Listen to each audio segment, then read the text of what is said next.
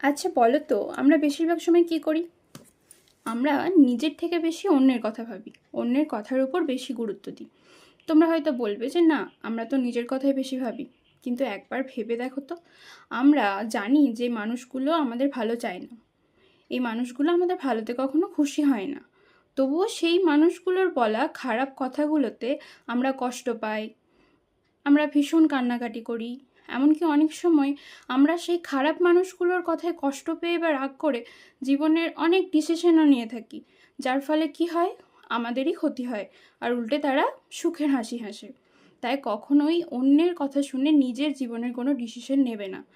নিজের জীবনের এবং মনের নিয়ন্ত্রণ সম্পূর্ণ নিজের উপর থাকুক।